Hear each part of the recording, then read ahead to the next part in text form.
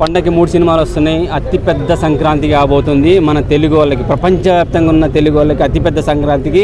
అలాగే సినిమా ఇండస్ట్రీలో కూడా ఇంత పెద్ద సంక్రాంతి లేదు. ఎందుకంటే ప్రతిసారి వస్తే 1-2 సినిమాలు వచ్చినా ఆ 3 రోజులతోటి ఆ పండుగతోటి అయిపోయింది. ఈసారి 2 days ఎవ్రీ 2 days గ్యాప్తో వస్తున్నారు కాబట్టి 1 week అనమాట సంక్రాంతి. సో అతిపెద్ద సంక్రాంతి. సినిమాలు చూసుకుంటే వెంకటేష్ గారి సినిమా బీభత్సంగా ఉన్నాయి.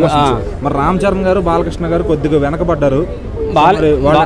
బాలయ్య బాబుకు ఈసారి ప్రమోషన్స్ అవసరం లేదు. ఎందుకంటే ఆయన డాకుమారాజు లుక్లో ఆయన చూసే వెళ్ళి ఒక డైలాగ్ ఏదో ఉండేగా, 10 నిమిషాల్లో బంద్ అయ్యే పబ్బు ముందుకు వెళ్ళి నిలబడి చూడు అక్కడ ఒక స్లోగన్ వినపడుతుంది అని చెప్పి, జై బాలయ్య అని ఆ సౌండ్ ఈసారి ఖచ్చితంగా వినపడుతుంది. అప్పుడెప్పుడు అఖండ టైంలో అమెరికాలో సౌండ్ బాక్సులు పగిలిపోయినాయట.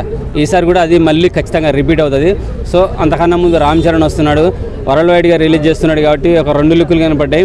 ఇంకో పేరు కూడా లీక్ అయింది, రామ్ నందన్ అనే క్యారెక్టర్ ఉందంట ఆ పేరుకి. సో పొలిటికల్గా అండ్ యువతకు కావాల్సిన ఒక యువకుడిగా కూడా చేస్తున్నాడు కాబట్టి 2 లుక్కులతో ఖచ్చితంగా వరల్డ్ వైడ్గా రిలీజ్ అవుతుంది. కాబట్టి ఈ సంక్రాంతిలో అతి పెద్ద బ్లాక్ బస్టర్ ఏది ఖచ్చితంగా రామ్ చరణ్ గేమ్ చేంజరే. అయితే ఇవాళ అన్స్టాపుల్ షోకి వెళ్ళారు రామ్ చరణ్ గారు బాలకృష్ణ గారితో.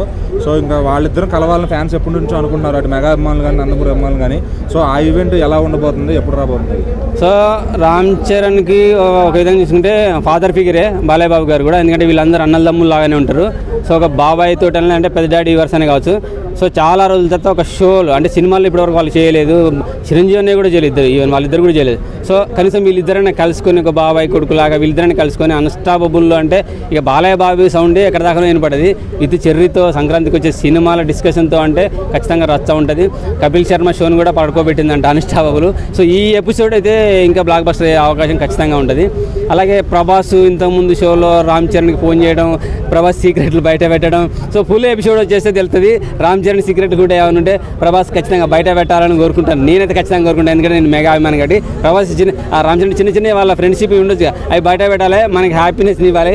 బాధనిచ్చే సీక్రెట్స్ ఏమైనా ఉంటే బయట పెట్టద్దు. ఎందుకంటే మేము బాధపడతాం, మళ్ళీ మమ్మల్ని చూసి రామ్ చరణ్ ఫ్యాన్స్ కానీ, ప్రభాస్ ఫ్యాన్స్ కానీ, మెగా ఫ్యామిలీ అభిమానులు కానీ, మెగా ఫ్యామిలీ కానీ బాధపడచ్చు.